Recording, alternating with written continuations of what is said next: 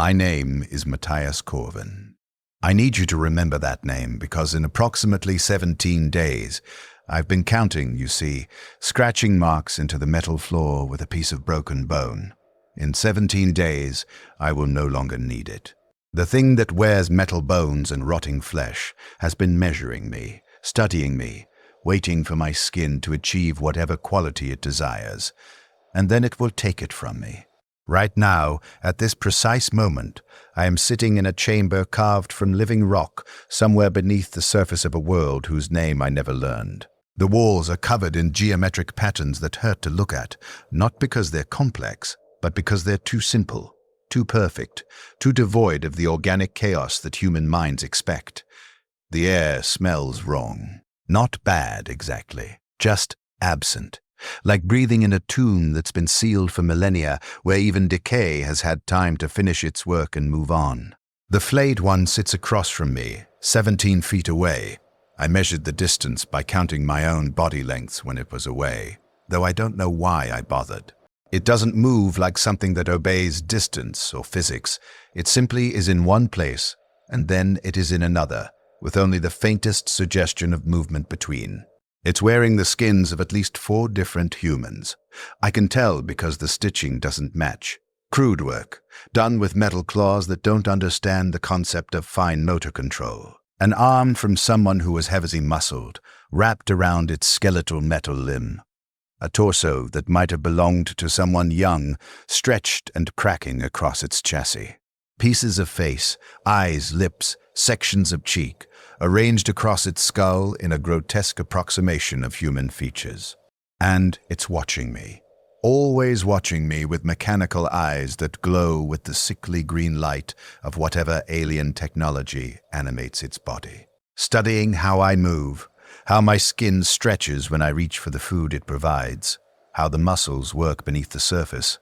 It's learning me, learning how to wear me properly. But let me tell you how I got here. Let me tell you about the lies I believed, the false protection I trusted, and how the Imperium's propaganda led me directly into the hands of something that sees humans as clothing. I was born on the hive world of Cronus Tertius, in the industrial mid-levels where the air was thick enough to chew, and the life expectancy hovered around 43 years. My father, Yacrin Corvin, worked the Prometheum refineries, standing in heat that would cook meat, breathing fumes that slowly crystallized his lungs, all for the Emperor's endless war machine that devoured worlds and gave nothing back but propaganda and corpse starch rations. I was 26 years old. I'd managed to avoid the worst of hive life by learning to read and write, rare skills in the lower levels, which had earned me a position as a scribe in the administratum offices. I spent my days copying requisition forms and casualty reports, translating the deaths of millions into neat columns of numbers that someone somewhere would file away and never read again. I had a brother named Ethan, 3 years younger than me, who worked the assembly lines constructing lasgun power packs. We shared a HAB unit on the 742nd level, a space barely large enough for 2 sleeping pallets, and a small shrine where we were required to offer daily prayers to the Emperor, as mandated by the ecclesiarchy inspectors who made their rounds every week. I remember my father's face clearly, even now. The deep lines carved by chemical exposure, the grey tint to his skin from inhaling metal particulate, the way his hands shook constantly from nerve damage. He was 51 years old and looked 70, used up by the Imperium's hunger for production, but he never complained. "We serve the Emperor," he'd say, his voice rough from damaged vocal cords. "Our suffering has meaning. The Emperor protects those who labor in his name." I believed him. We all believed. What else did we have? I remember a specific moment. I must have been 16 years old, when my father took me to the observation deck on the 900th level during a rare rest day. It was the highest I'd ever been in the hive, high enough that you could see out the massive viewing ports to the world beyond. Except there was no world. Just factories, endless industrial complexes, stretching to every horizon, belching smoke and chemical waste into an atmosphere that had turned permanently orange from pollution. And above it all, the ships. Massive Imperial Navy vessels hanging in low orbit like steel cathedrals, waiting to receive the weapons and ammunition and fuel that our world produced. "This is what we're part of," my father said, his damaged hand on my shoulder. "The Emperor's great work. Every drop of promethium refined, every weapon built, every sacrifice made, it all serves his vision. Our suffering protects humanity from the darkness." I believed him. I believed the propaganda, the prayers, the promises. I believed that my father's ruined body and early death were noble sacrifices. I believed that the Emperor, sitting on his golden throne on distant Terra, knew our names and blessed our service. I was wrong about everything. The selection happened during a routine administratum assembly in the third month of the year 847. M41. I remember the date because I'd just finished copying casualty reports from a guard regiment that had lost 93% of its strength to an orc warg on some world I'd never heard of. The entire mid-level administratum staff was summoned to the main auditorium. 3,000 scribes, data processors, and junior officials. The summons said it was a productivity review, which usually meant someone would read statistics at us for 2 hours while we stood at attention.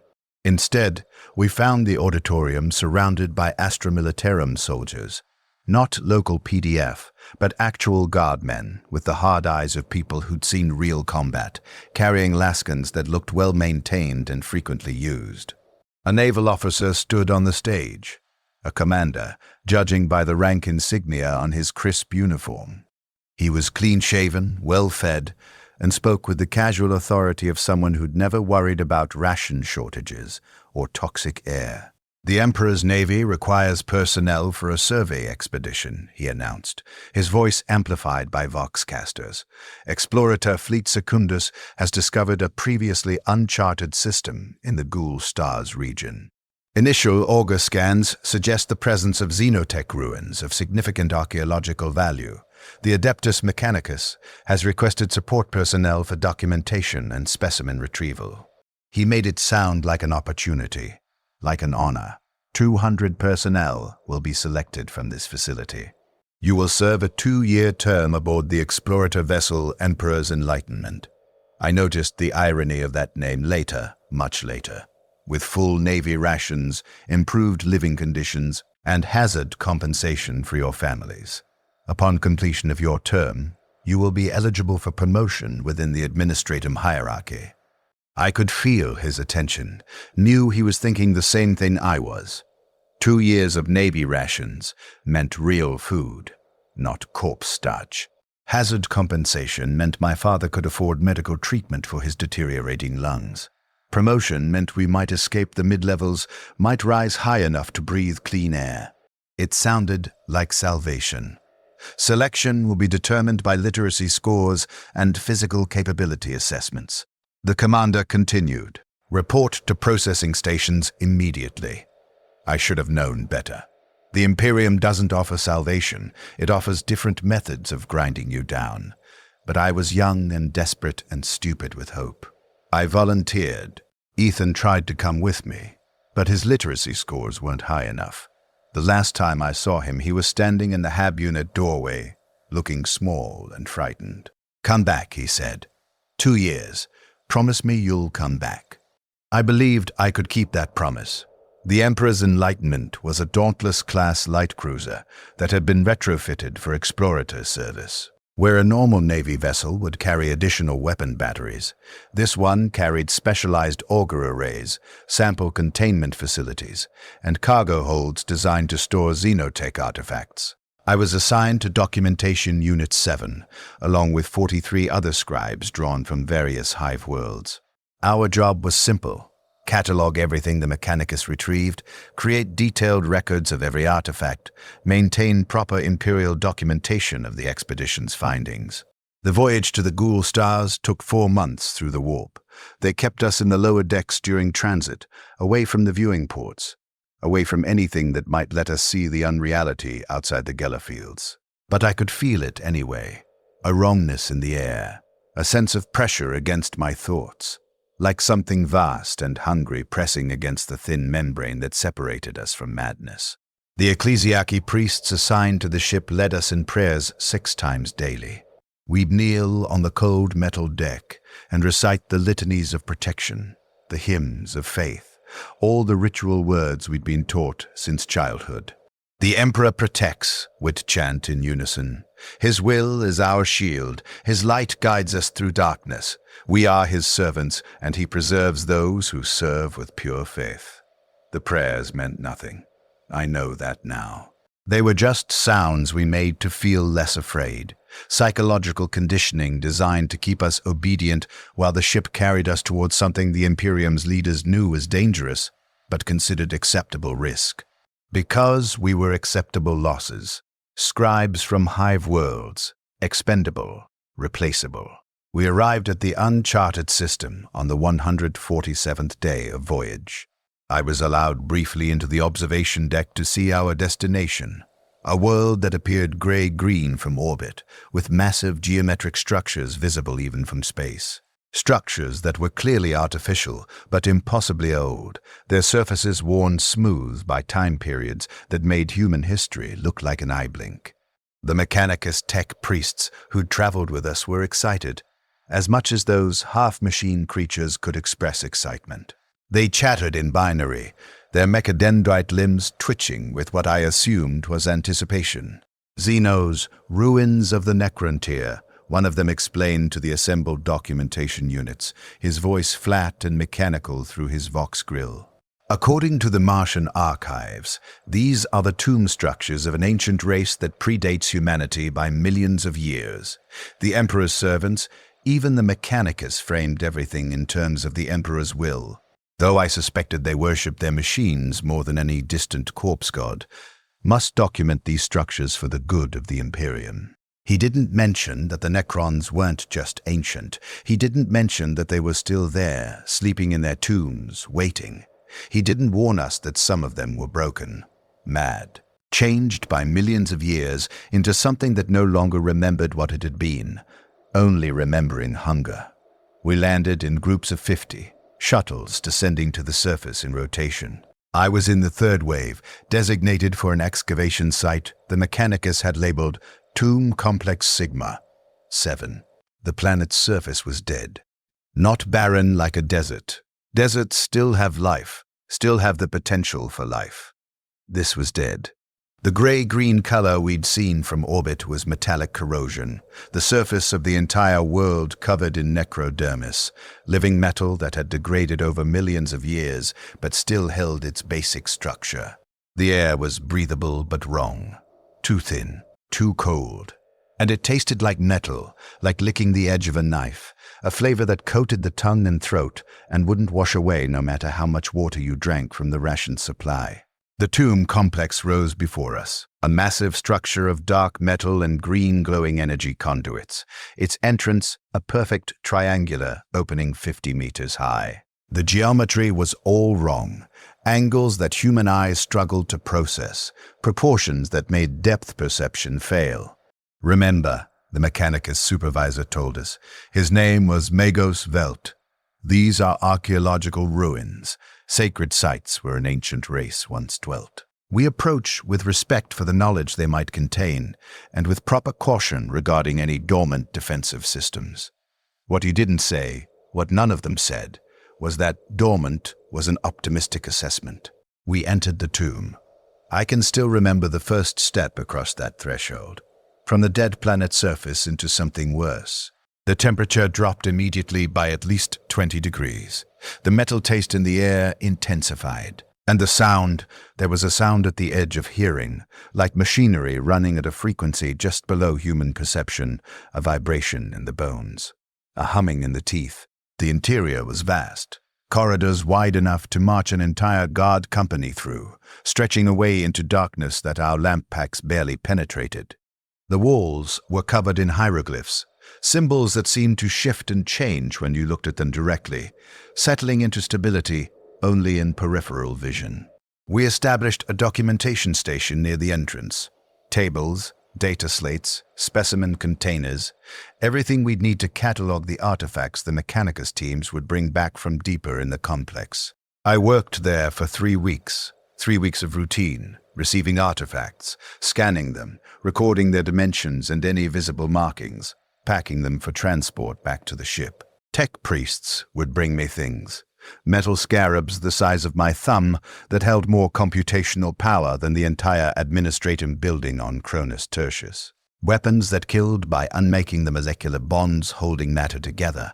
Devices whose purpose nobody could determine, but which radiated energy patterns that made the Mechanicus whisper in binary worship. And then on the 22nd day, they found the stasis chambers. I wasn't there when they opened the first chamber. I was at the documentation station, cataloging a piece of what looked like crystallized energy, matter that existed in a state between solid and light, contained in a pyramidal cage of living metal. I heard the screaming through the Vox network. Active. Repeat. The Xenos are active. Defensive systems engaging. Request immediate. The transmission cut off mid-word, replaced by sounds that didn't belong in human throats. Sounds like metal tearing through flesh, like electrical discharge, like reality briefly forgetting how to maintain coherent physics. The Mechanicus supervisor at our station, a junior engineer named Corvus, started toward the deeper tunnels, then stopped. His logic engines must have calculated that running toward the screaming was statistically suicide. "Evacuation protocol," he said in his flat mechanical voice. "Return to surface. Contact the ship. Request orbital support." We ran. 37 scribes and documentation personnel, sprinting through those 2 wide corridors, our lamp packs casting wild shadows on walls covered in alien hieroglyphs. Behind us, we could hear them awakening. The sound of millennia-old mechanisms activating, of metal bodies rising from their rest, of something vast and ancient remembering that it had been alive once and might be something like alive again. I made it to within sight of the entrance. I could see the gray daylight beyond the triangular opening, could see the shuttle waiting on its landing pad, when the corridor behind me lit up with green lightning. I turned and saw them for the first time. Necrons. A dozen metal skeletons, each one a perfect nightmare of function and form, rib cages that served as armor plating, limbs that moved with mechanical precision. Skulls that housed eyes burning with power sources humanity had never learned to harness. They raised their weapons, Gauss flares, I'd learn later, weapons that stripped matter away layer by atomic layer. The air filled with green light, and the smell of ozone and the screams of people being unmade at the molecular level. I ran. I'm not proud of it. I abandoned the others and ran for the entrance and the shuttle and escape. I almost made it. A Necron materialized between me and the exit. Not walked, not ran. Simply appeared, emerging from nothing as if space itself had briefly forgotten he wasn't there. This one was different from the others. He was larger, 9 feet tall where the others had been 7. His metal chassis was decorated with engraved symbols, and he wore what looked like a cloak made from energy rather than fabric. In one hand he carried a staff that crackled with power. A Necron Lord. I didn't know the designation then, but I recognized authority in the way he moved, in the way the other Necrons behind me stopped advancing when he raised his staff. He looked at me, those burning green eyes focusing with an intelligence that was somehow worse than the mindless killing machines I'd seen. This one was thinking, aware, making decisions. He spoke. His voice came from everywhere and nowhere, not through vocal cords but through direct manipulation of air molecules, forming sounds that might have been words in a language humans had never spoken. I couldn't understand him. But he seemed to expect that, because he turned and gestured to something I hadn't seen in the darkness beside the entrance. Another Necron emerged, but this one was wrong. Even compared to the others, which were already nightmares of metal and alien technology, this one was broken in a way that went beyond mechanical damage. It moved wrong, twitching, jerking, like a puppet with half its strings cut. Its metal body was covered in skin, human skin, Strips and patches of flesh, some fresh enough to still weep blood, some dried to leather. All of it stitched and tied onto its metal frame with what looked like wire or cord, or in some places just wrapped and tucked into joints. It wore a vest made from someone's entire torso, sleeves made from arms, a hood fashioned from what might have been a face, the empty eye sockets positioned over the Necron's glowing eyes like some hideous mask. And it was making sounds, not speaking, sounds, wet breathing noises despite having no lungs. A rattling that might have been trying to be laughter. The Lord made a gesture, something sharp and decisive, and the world went dark. I woke up in this chamber, the one I'm sitting in now, 17 days later, waiting for my skin to be just right for harvest. The transition from unconsciousness to awareness was abrupt. No gradual awakening, no period of disorientation. One moment I didn't exist, the next moment I was sitting against a metal wall in a room carved from living rock, with the Flayed one sitting 17 feet away, watching me with mechanical interest. The Lord was there too, standing in the doorway, if you could call it a doorway when the walls seemed to exist in slight disagreement with physical space. He spoke again in that language of shaped air, and though I still couldn't understand the words, I understood the meaning. I was a gift, given to this broken creature as one might give a toy to an animal, given to something that had forgotten its original programming and developed new drives, new hungers that its metal body couldn't satisfy.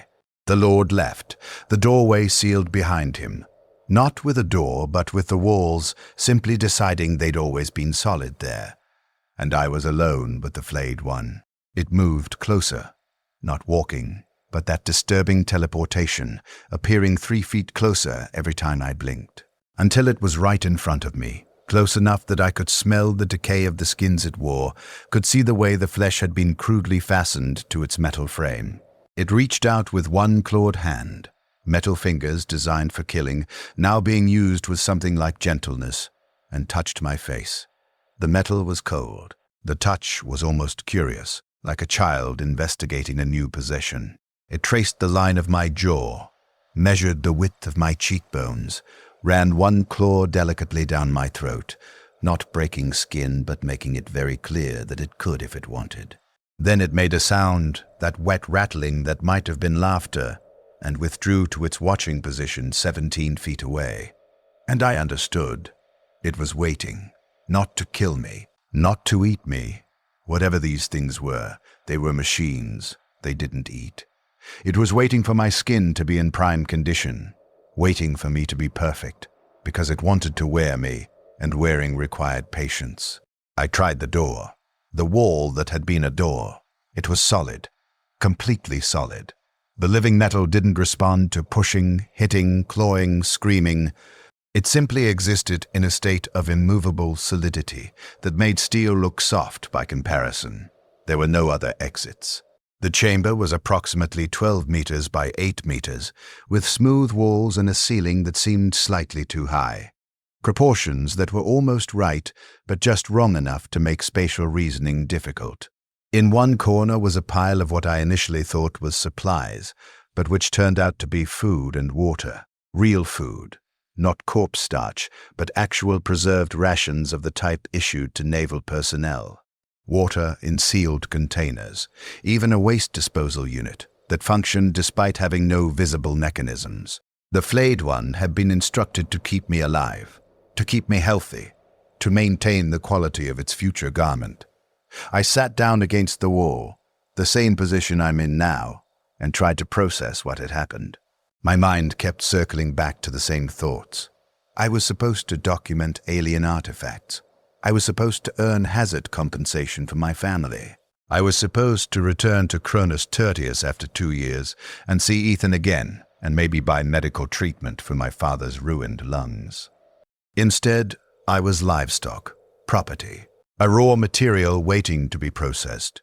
And the worst part, the part that made me understand just how completely I'd been betrayed by everything I'd believed, was that nobody was coming to save me. The Imperium's fleet would categorize the failed expedition as acceptable losses, document the deaths in neat columns of numbers, and move on to the next world.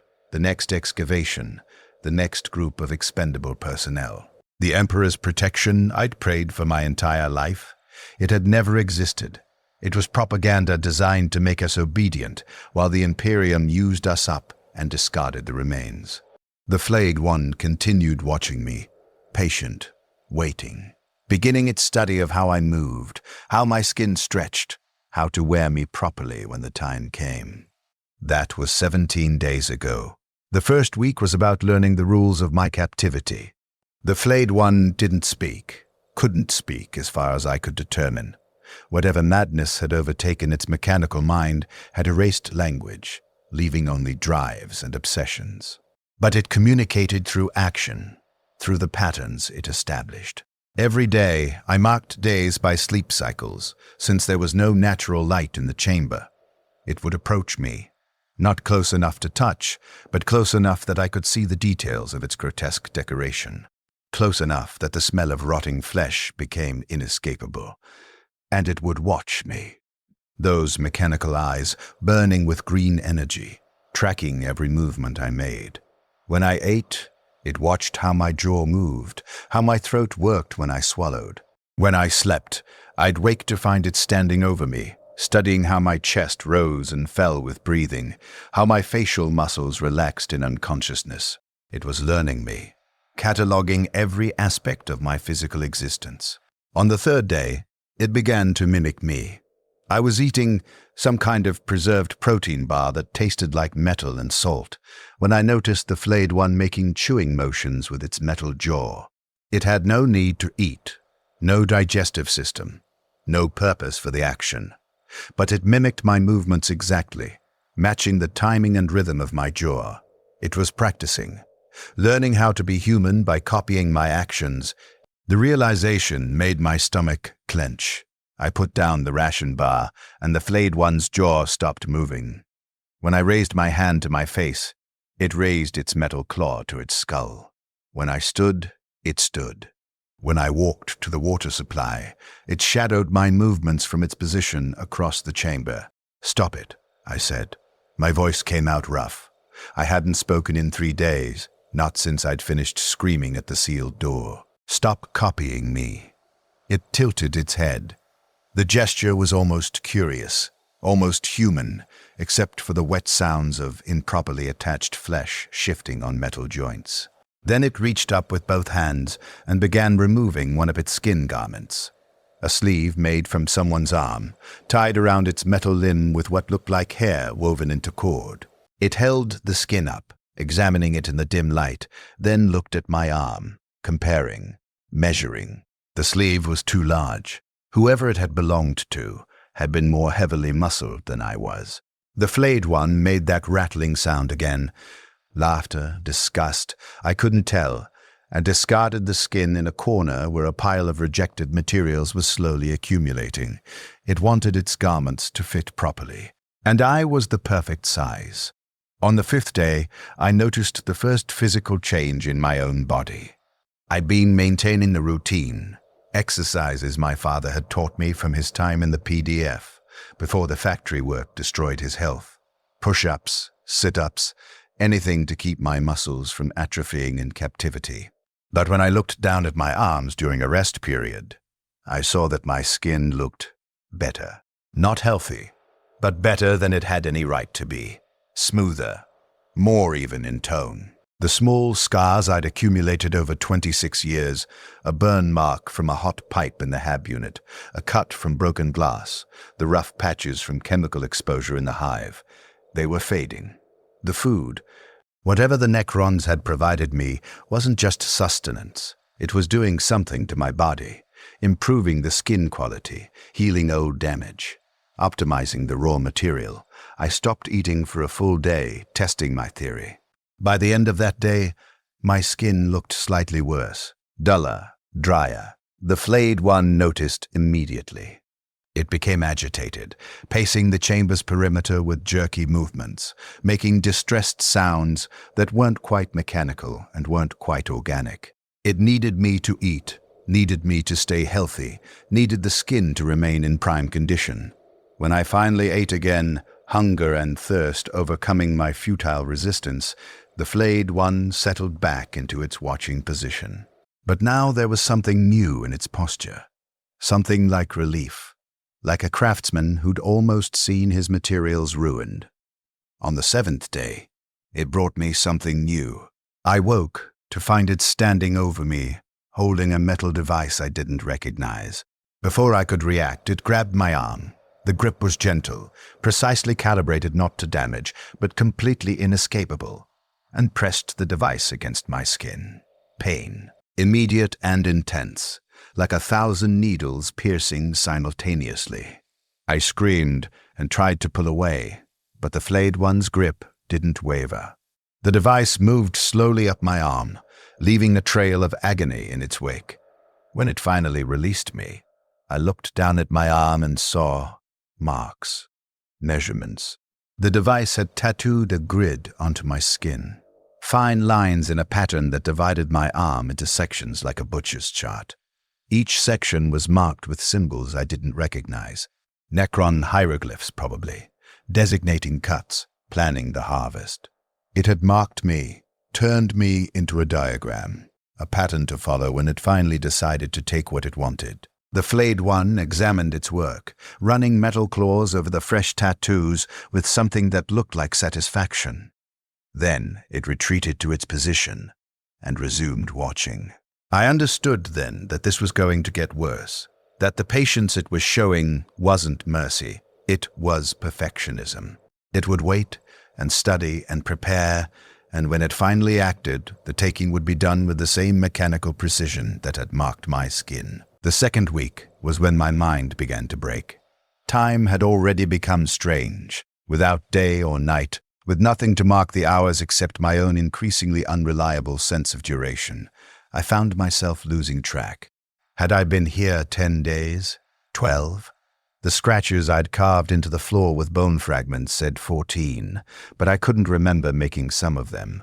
The flayed one had marked my other arm on day 9. Then my legs on day 11. By day 12, I was covered in the butcher's diagram, every section of my body divided and labeled and designated for future use.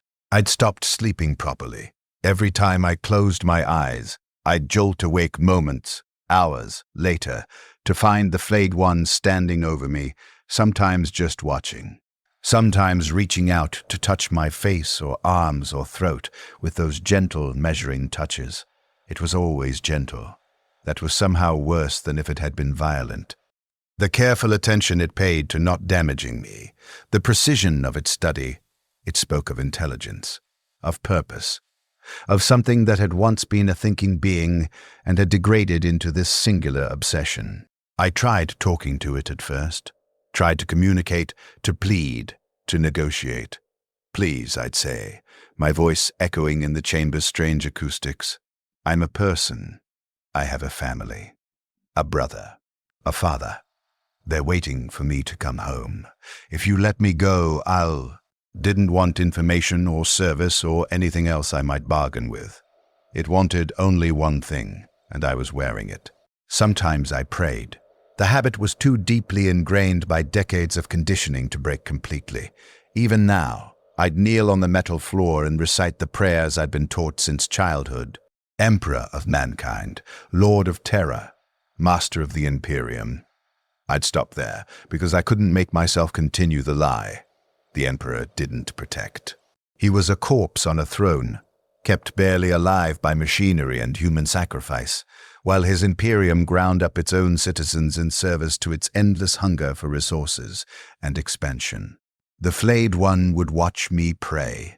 Sometimes it would mimic the kneeling position, its metal joints bending at wrong angles, the stolen skins hanging loose on its frame, mocking me, or trying to understand what prayer was, or practicing for when it wore my skin and needed to know how humans moved when they knelt.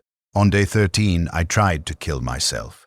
I'd been thinking about it since day 5, but it took until day 13 to gather the courage. I used a sharp piece of metal I'd pried from the corner where the walls met the floor, a fragment of living necrodermis that had somehow become separated from the main structure. It was about the length of my palm, sharp enough to cut. I pressed it against my wrist, pressing hard enough to feel the edge break skin. Blood welled up, dark red against the pale skin that had been softened and perfected by whatever was in the food. The flayed one moved faster than thought. One moment it was across the chamber. The next it was on me, metal hands pinning my arms, the improvised blade clattering away across the floor. It made sounds, distressed mechanical screeching, like damaged machinery trying to function. It grabbed my bleeding wrist and pressed something cold against the wound. The bleeding stopped immediately, and when it pulled its hand away, the cut was sealed. Not healed, not naturally, but sealed with some kind of metallic substance that had fused with my skin. It held me pinned for what felt like hours, those green eyes burning into mine with something that might have been anger or fear, or just the machine equivalent of "do not damage the materials." When it finally released me, it removed all the sharp objects from the chamber. The metal fragment, the bone pieces I'd been using to mark days, even the edges of the food containers were suddenly smooth, as if the living metal of the room had simply decided to eliminate anything I might use to harm myself. I was being preserved, protected from everything, including myself. The irony wasn't lost on me. The Imperium's propaganda had promised the Emperor's protection my entire life. And here, finally, I was truly being protected by a broken alien machine that wanted to wear my skin like clothing. After the suicide attempt, something changed in how the Flayed One watched me. It began staying closer, never more than 10 feet away, as if it didn't trust me not to find some other method of escaping my fate. It was right not to trust me. I spent day 14 examining every surface of the chamber, looking for anything I might use. Could I suffocate myself by drinking all the water and not breathing? Could I damage myself enough by repeated impacts with the wall? Could I? But every method I conceived of ended with the Flayed One intervening. It was faster than me, stronger than me, and it was watching constantly. I was trapped, not just in this chamber, but in this body. This skin that was becoming more valuable with every day that passed. This flesh that something else wanted more than I did. The hopelessness settled over me like a physical weight. I found myself sitting against the wall for hours, staring at nothing. My mind simply empty. Not thinking, not planning, just existing in the space between terror and despair. The Flayed One seemed satisfied with this state. It would sit across from me in its mimicry of human posture, and we'd stay like that for unmeasurable periods. 2 figures in a tomb, one waiting to die and one waiting to wear him. The 3rd week was when I stopped resisting. Not because I'd accepted my fate. I don't think I could ever truly accept what was coming, but because resistance had become meaningless. The Flayed One would take what it wanted when it decided the time was right, and nothing I did would change that outcome. So I stopped fighting, stopped searching for escape methods, stopped trying to damage myself.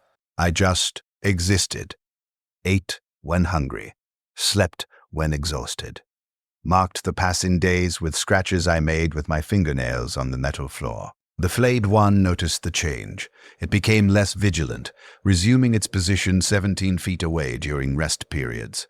But the studying intensified. It would spend hours examining how I moved, not just mimicking anymore, but analyzing.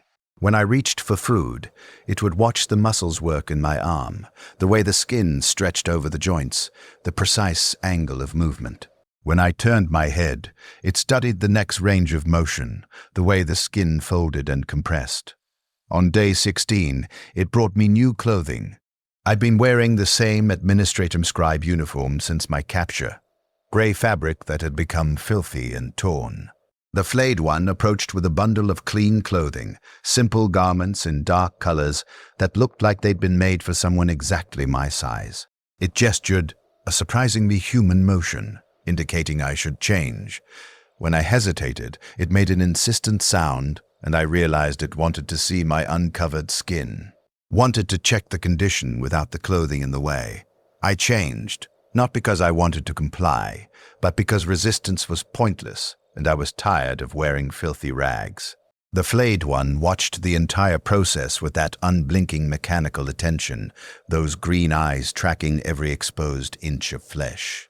When I was in the new clothing, it approached for a full inspection. Metal claws traced the lines it had tattooed into my skin, checking that the measurements were still accurate.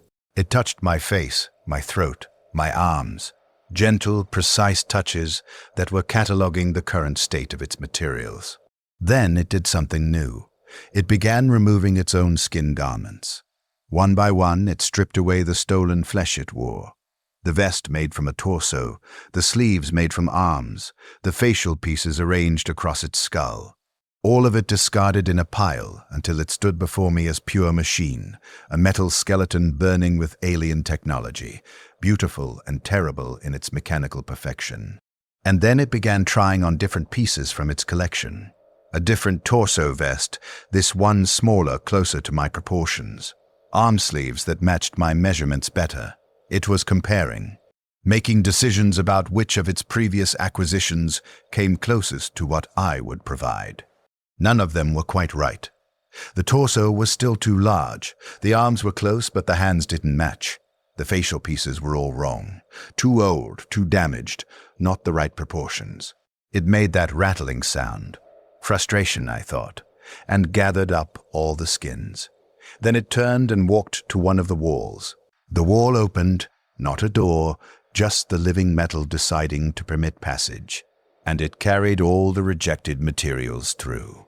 When it returned, it was wearing nothing, just the bare metal skeleton, and it positioned itself in front of me, standing in the exact same stance I was standing in, arms at the same angle, head tilted the same direction, measuring itself against me, confirming that I was the right size, that when it finally took my skin, the fit would be perfect. I should have been horrified, should have screamed or attacked or done something. Instead, I just stood there, letting it memorize my proportions, because what else was there to do? This was complicity, not active cooperation, but passive acceptance. The psychological surrender that happens when resistance becomes more painful than submission. On day 18, it began teaching me. I didn't understand what was happening at first. The Flayed one approached and began making gestures, specific, repetitive motions with its hands and arms. After several repetitions, I realized it wanted me to copy the gestures. I did. What else was I going to do? The gestures were complex, almost like a dance or a ritual. Specific positions for the hands, specific angles for the arms, specific ways of standing and moving. The Flayed one would demonstrate, then watch me attempt to replicate, then correct my positioning with gentle adjustments of those metal claws. It took me 2 days to understand what I was learning. This was how Necrons moved, how they stood, how they positioned their limbs, how they gestured in what might have been their equivalent of communication. It was teaching me how to be a Necron, so that when it wore my skin, it would know how to move in ways that looked correct, so it could perform the proper motions while wearing human flesh. The irony was grotesque. I was collaborating in my own death, teaching the thing that would kill me how to wear me properly. But I continued, because the alternative was to sit in silence, waiting, with nothing to occupy my mind except the horror of what was coming. At least the lessons gave me something to focus on, something that wasn't pure existential terror. By day 21, I could perform the Necron gestures almost perfectly. The Flayed one showed something that might have been satisfaction, a subtle shift in posture, a particular angle to its head that I'd learned to read as approval. It touched my face one more time, metal claws tracing the jawline, the cheekbones, the throat. Then it held up one claw, showing me. The claw was coated in a thin layer of my skin cells, collected from the touch. It brought the claw to its own face, to the part of its skull where a nose would be if it had organic features. Smelling me, learning my scent, then it retreated to its position and sat down in that mimicry of human posture. And I knew. The studying was complete, the measurements taken, the preparation finished. Soon, days, maybe hours, it would decide the time was right. And then it would harvest me. Day 22. 3 weeks since my capture. I woke to find the Flayed one standing directly over me, closer than it had ever been. For a moment, a terrible, hopeful moment, I thought this was it, that the harvest was beginning, that soon the horror would be over and I'd be dead and at least I wouldn't have to be afraid anymore. But it didn't attack. Instead, it did something stranger. It lay down beside me, on the metal floor, metal body stretched out in an approximation of sleep posture, positioned so that we were face to face, those burning green eyes inches from my own. And it began speaking. Not in any language I knew, not Gothic, not any human tongue, but in sounds. A series of tones and rhythms that might have been Necron language, or might have been something else, something it was trying to communicate. I listened. What else could I do? The sounds continued for what felt like hours. Sometimes they'd rise in pitch, becoming almost desperate. Sometimes they'd fall into rhythms that might have been poetry or prayer or the mechanical equivalent of grief.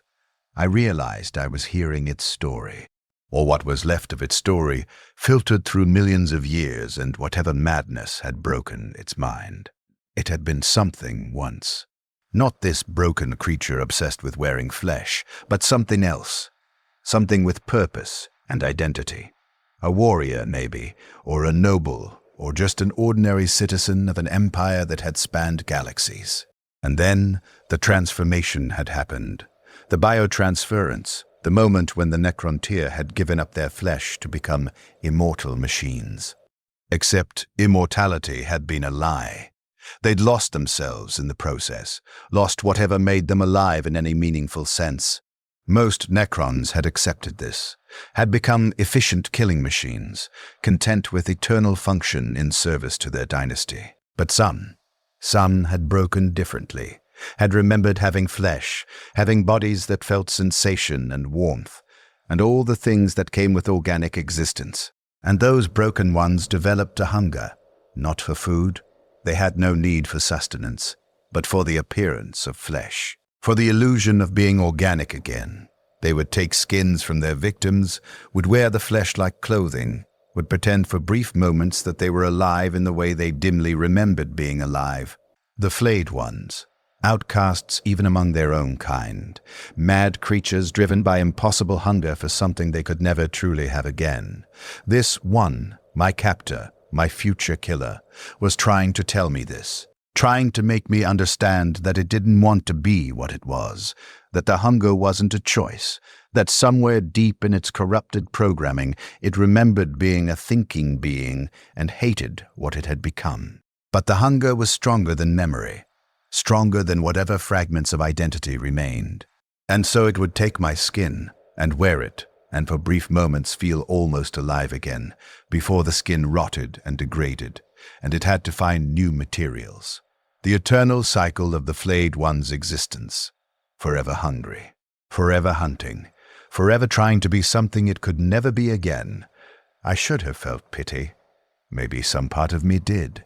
But mostly, I felt horror at the realization that my death would solve nothing, would satisfy its hunger for days or weeks at most, before it needed to kill again.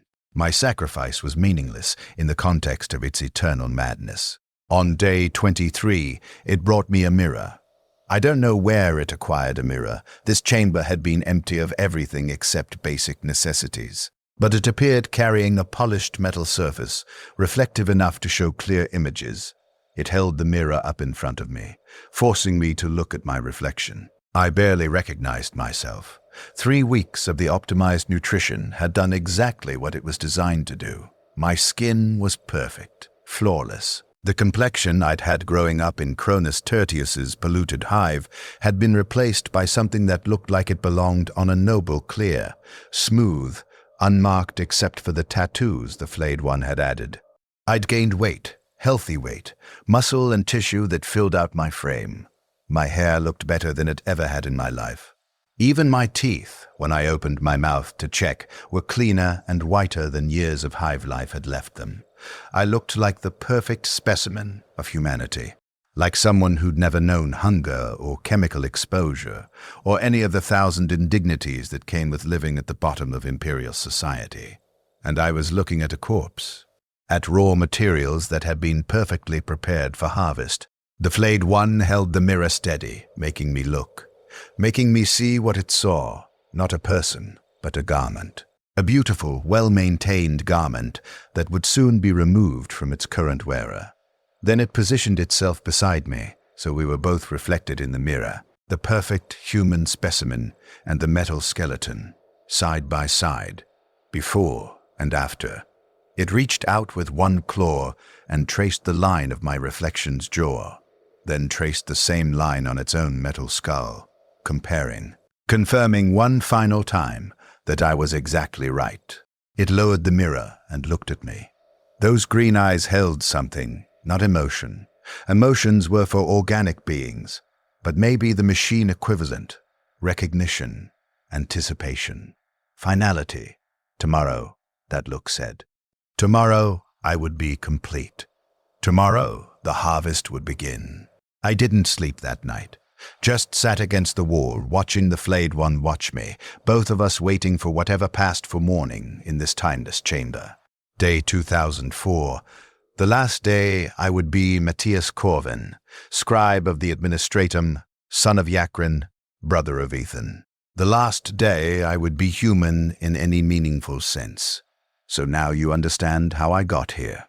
How I went from believing in the Emperor's protection to understanding that the only protection was the kind offered by something that wanted to wear me. It's day 24 now. Hour. I don't know what hour. Time has stopped having meaning. There's only before and after, and I'm standing at the exact threshold between them. The Flayed one is preparing. It has brought tools, devices I don't recognize, instruments that look like they were designed for precision work. They're laid out on the floor between us in neat rows, arranged with the same care a surgeon would use preparing for an operation. Except this isn't surgery. This is disassembly. The careful removal of every piece of skin from my body while keeping it as intact as possible. I'm sitting against the wall, the same position I've been in for most of 3 weeks, and my mind is strangely calm. The terror that's been eating at me since the moment I woke in this chamber has burned itself out, leaving behind something like acceptance. Not peace. I'll never have peace. But acceptance that this is happening, that nothing I can do will prevent it, that the story of Matthias Corvin ends here in this tomb, far from any world whose name I know. The Flayed one approaches. Not hurried, not excited, just purposeful. The way a craftsman approaches a project he's been planning for weeks. It kneels in front of me.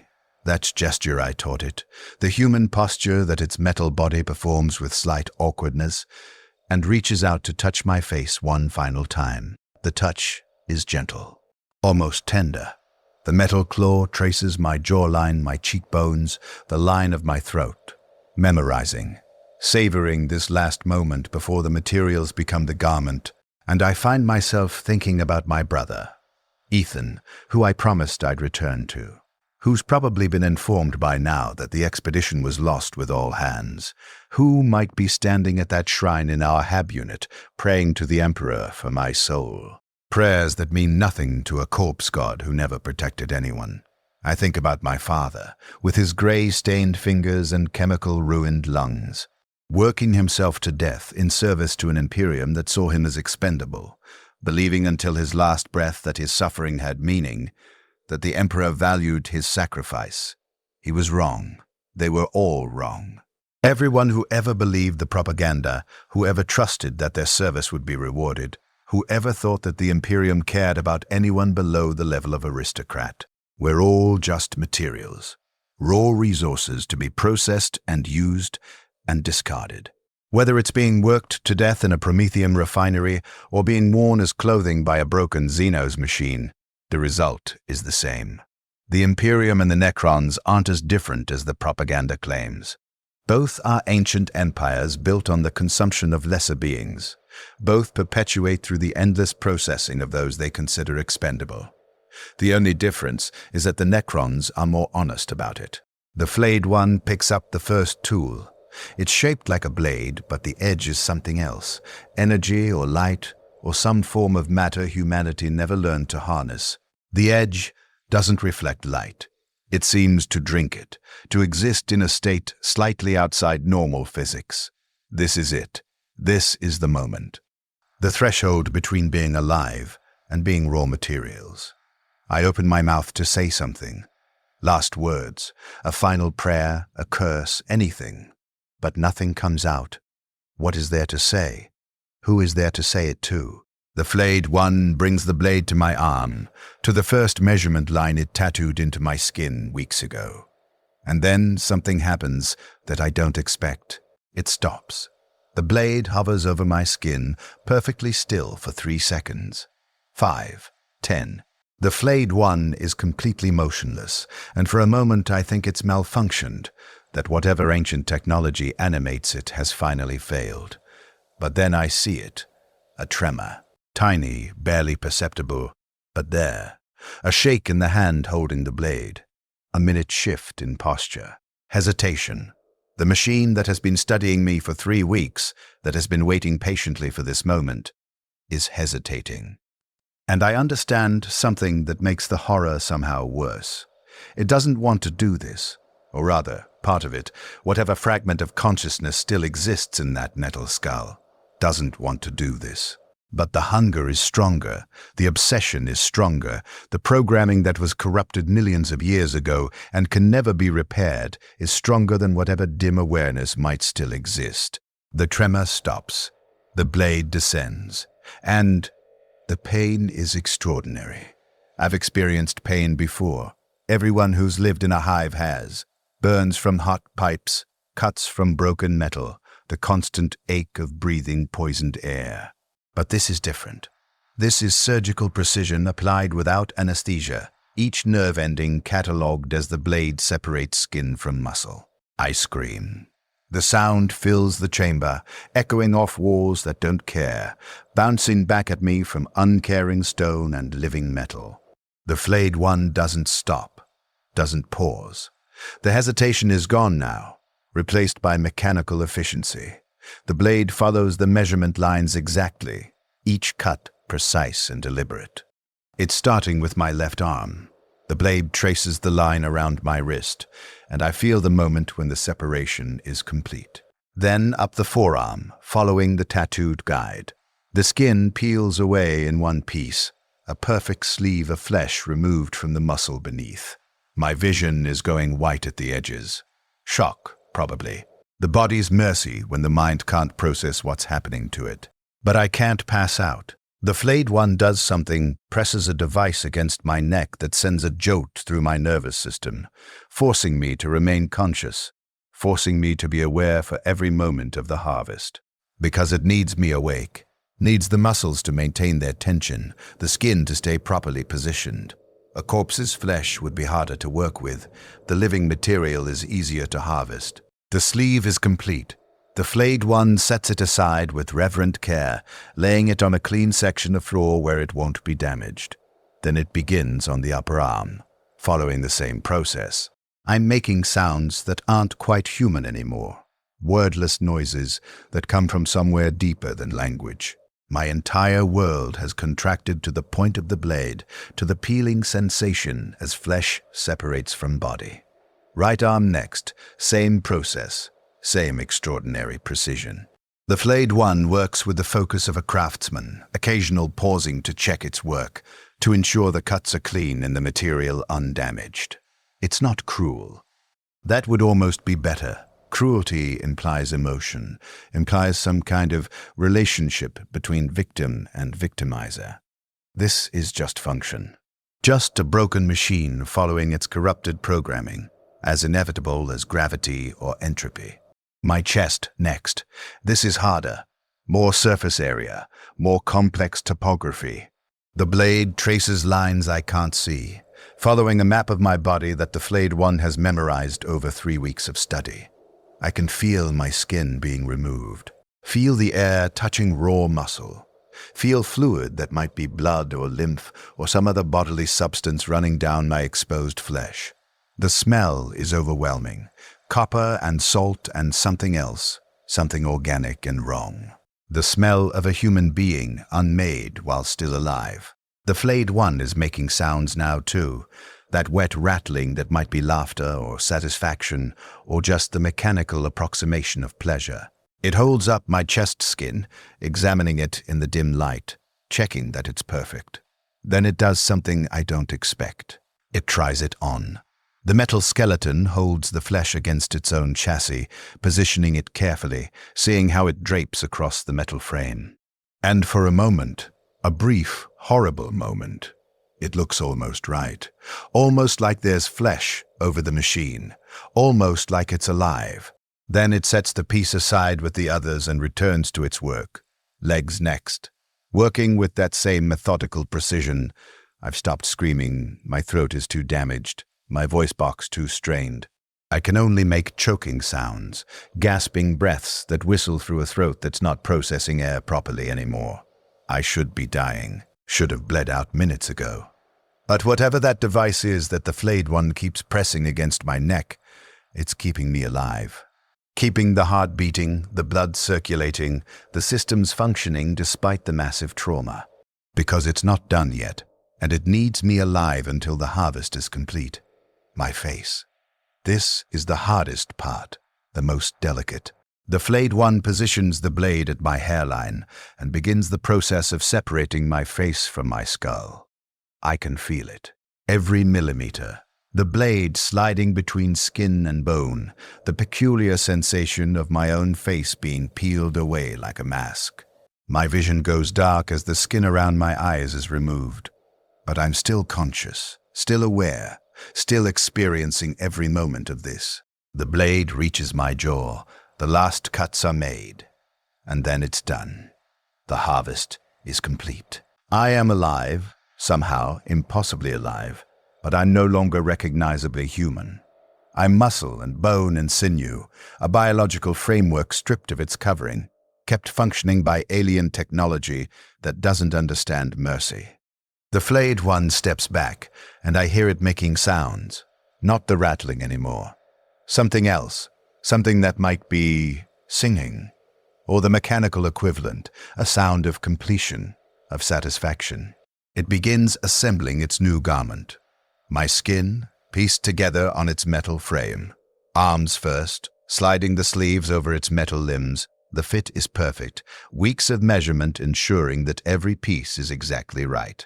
The chest piece next, wrapped around its torso and somehow adhered there. Energy or adhesive or some property of the living metal. I don't know. The leg pieces. And finally, carefully, reverently, my face. It positions my face over its metal skull. My eyes, empty now, just holes, align with its burning green optical sensors. My mouth stretched over its jaw. My features reconstructed on an inhuman frame. And then it moves. Walks to where I lie, broken and exposed on the floor. It kneels, using the human gesture I taught it, and positions itself so I can see. It's wearing me. My skin draped over alien metal. My face staring at me from something else's skull. And the worst part, the part that makes this worse than any nightmare I could have imagined, is that it looks right. The fit is perfect. The proportions are correct. If you didn't look too closely, if you saw it from a distance, you might think it was human. You might think it was me. It reaches down with one metal claw, now covered in my arm skin, the hand looking almost human, and touches what's left of my face. Touches the exposed muscle and bone where my features used to be. And I understand. This isn't the end. The harvest is complete, but I'm still alive. Still conscious. Still aware. Because the flayed one wants me to see. Wants me to witness what it's become. Wants me to know that I'm not dead, just transformed. Converted from one form to another, from human to garment, from person to possession. It stands and walks to the mirror, the one it showed me yesterday. And it looks at itself, at its reflection wearing my skin, at the illusion of humanity it's created. And I realize I can still see. Despite no longer having eyes, despite being reduced to exposed muscle and bone, some fragment of my consciousness is still connected to my skin. Still receiving input from nerve endings that should be dead. I'm seeing through the skin the flayed one is wearing, seeing my own reflected image on a metal skeleton, feeling the cold of the metal beneath what used to be me. I'm not dead. I'm not alive. I'm something in between, consciousness trapped in tissue that's been separated from its body, but somehow remains aware. And I'll remain aware, for days, weeks, however long it takes for the skin to degrade beyond use. I'll be conscious the entire time, experiencing every moment of being worn by this broken machine. This is my eternity. Not death, not rest, not even the oblivion of ending, just awareness without body, consciousness without form. The ghost trapped in flesh that decorates something else's frame. I don't know how much time passes. Time has stopped meaning anything when you're no longer anchored to a body, when the only reference points are the movements of the thing wearing you. The flayed one, wearing me now, wearing my skin like a grotesque costume, leaves the chamber. The walls open for it without resistance, and it walks through corridors I've never seen. Tomb complexes, stretching in all directions, lit by that dim green glow of Necron technology. And I see it all. Through my skin, through my eyes that are no longer mine, I see the world from outside myself. Other Necrons pass by, warriors in perfect formation, their movements synchronized, their metal bodies unmarred by madness. They don't acknowledge the flayed one. To them, it's an outcast, a broken thing to be ignored. But then we pass something else. A chamber with walls that shimmer and shift, and through the opening I can see them. Other flayed ones. Dozens of them, all wearing their stolen skins, all decorated in their grotesque garments of flesh. Some wearing multiple people, pieced together from different harvests, some wearing skins so old they're barely recognizable as human. And each skin contains awareness. I can feel them. Dozens, hundreds of trapped consciousnesses, each one experiencing the same horror I'm experiencing. All of us worn by broken machines, all of us aware and helpless and eternal. The flayed one I'm decorating approaches one of the others. They stand face to face, and I see what it's wearing. A patchwork of different people, none of them fitting quite right, all of them wrong. And then they begin. A ritual, a dance. The flayed ones moving in patterns that might mean something to their broken minds, might be memory of some ancient Necrontier tradition, might be pure madness given form. And I'm forced to participate, my skin stretching and moving with the flayed one's gestures, my face contorting into expressions as the metal skull beneath shifts position. This is what I am now, a puppet made from human flesh, forced to dance for insane machines that remember having bodies and hunt eternally for the illusion of life. The ritual continues. Hours, maybe. Days. I've lost the ability to measure duration. There's only the movement, the other flayed ones, the knowledge that this will never end. Eventually, the flayed one returns to its chamber, to the tomb where it harvested me, and I see something that makes the horror complete. There are new scratches on the floor, fresh marks, a count that goes beyond 24 days. Someone else is here. Someone else has been captured, has been marked and measured and prepared for harvest. A new victim for when my skin finally degrades beyond use. I can't see who it is. My perspective is limited to what the flayed one looks at. But I can hear. Quiet sobbing. The sound of someone who's realized the trap they're in and understands there's no escape. The flayed one, wearing me, approaches the new captive. It kneels in that human gesture, and through my eyes I see him. A boy, younger than I was, maybe 20 years old.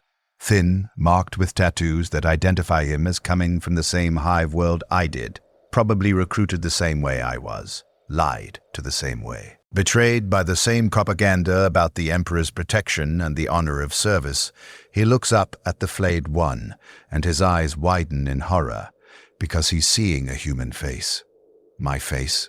He thinks for just a moment that another human is here, that he's not alone. Then he sees the way my skin sits wrong on the metal frame, sees the green glow of Necron eyes behind my empty eye sockets, sees the metal claws extending from what looks like human arms, and he starts screaming. The Flayed One just watches, patient, beginning its study, starting the measurements that will guide the next harvest. I want to warn him, want to tell him it's hopeless, that resistance will only extend the suffering, that he should find some way to die now before the harvest begins. But I have no voice, no agency, no way to communicate except as decoration on a monster's frame. I'm forced to watch as he goes through the same progression I did, the fear, the false hope, the attempts at bargaining, the eventual hollow acceptance. Days pass. I count them by the sleeping cycles, the only reference point I have left. The boy, his name is Tomaz, I learn from the things he says when he thinks he's alone, tries to kill himself on day 6. The Flayed One intervenes the same way it did with me, preserving the materials, protecting its future garment, and I'm forced to watch, wearing my skin, wearing my face, a silent witness to another human being processed through the same horror I experienced. On day 14, the Flayed One begins marking him. The same tattoos, the same butcher's diagram. My skin is starting to degrade now. I can feel it, feel the cells beginning to die, the tissue starting to break down. Soon I'll be discarded. Soon Tomaz will take my place as the garment, and I'll be what? Will the consciousness finally end when the tissue dies completely, or will I continue somehow, trapped in rotting flesh? I don't know. And that uncertainty is its own special horror. What does this mean? What does this say about the universe we exist in? I think about that question with whatever fragment of awareness I have left. Not often. Thinking is harder now, my consciousness fragmenting as the tissue that houses it degrades. But sometimes, the Imperium lied to me. That much is certain. The Emperor's protection was propaganda, empty promises designed to make us obedient, while those in power used us as resources. I was taught that my suffering had meaning, that my sacrifice would be valued, that service would bring salvation. All lies. But the alternative is somehow worse, because at least the Imperium's lies pretended that human life had value. The reality, represented by this tomb, by the Flayed Ones, by the entire cosmology of a universe where consciousness can be trapped in dying flesh, is that nothing has value, nothing has meaning beyond function and consumption. Humans are raw materials to the Imperium, processed into productivity and warfare, and all the things necessary to maintain an empire that spans galaxies. Humans are garments to the Flayed Ones, harvested and worn and discarded when they degrade. Where's the difference? Which is worse, being ground up by a bureaucratic machine that sees you as an expendable component, or being worn by a broken alien that sees you as clothing? The Emperor is a corpse on a throne, kept barely alive by machinery and the sacrifice of thousands of psychers daily. Those psychers die to maintain the illusion that humanity has divine protection, that there's some greater purpose to the suffering. But the Flayed Ones are corpses too. Metal corpses that forgot how to die, trapped in bodies that remember being flesh, and hunt eternally for the illusion of organic existence. We're all corpses, really. Some of us just haven't finished dying yet. I think about Ethan, my brother, about whether he received notification of my death, about whether he's still praying to the Emperor for my soul, still believing the lies about protection and salvation. I hope he stops believing. I hope he lives his life without faith in false gods, without trust in institutions that see him as expendable. I hope he finds some meaning beyond service and suffering. But I know he won't. The conditioning is too deep. The propaganda is too pervasive. He'll work himself to death in those assembly lines, believing until the last breath that his suffering matters, that the Emperor protects. Just like our father did, just like billions do across countless worlds. And the Imperium will continue, and the Necrons will continue. And the cycle will perpetuate forever.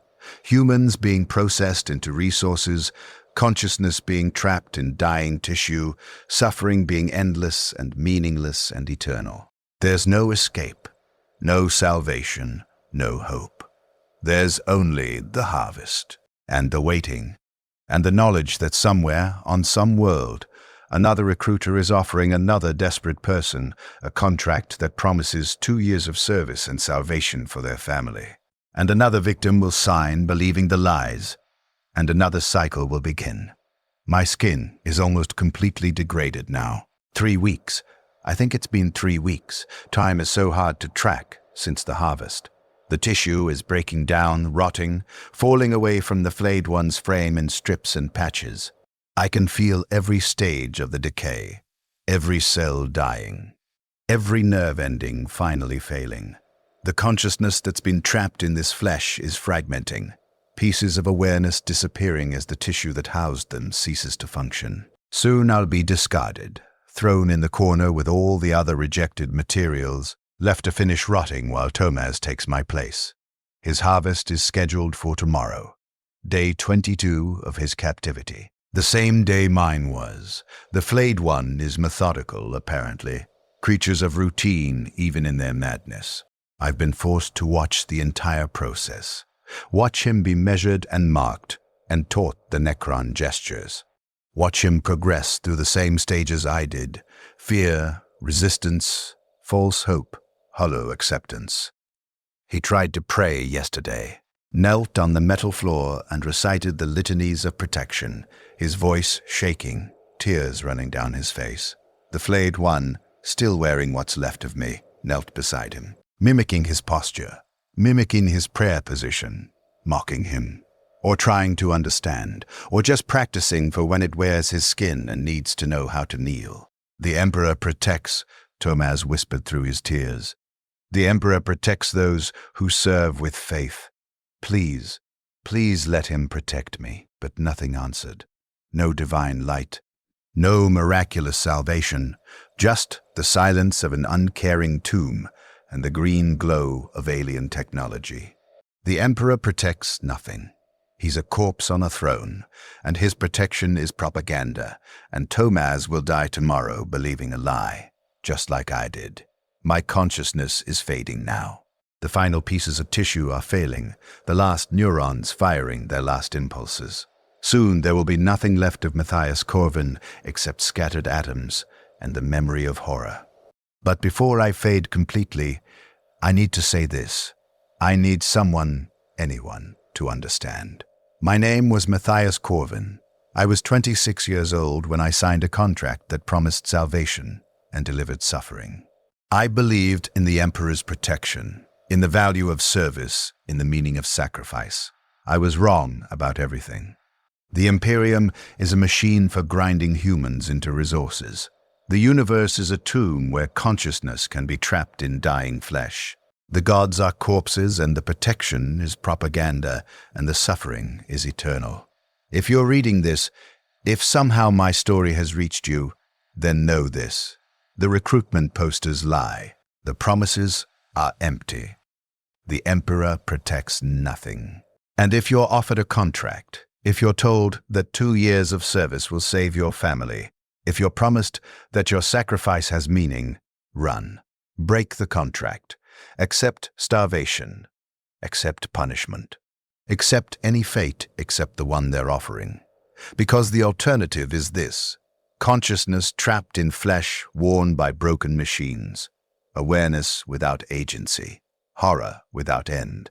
The alternative is being harvested while alive, worn like clothing, forced to witness the next victim being processed through the same nightmare.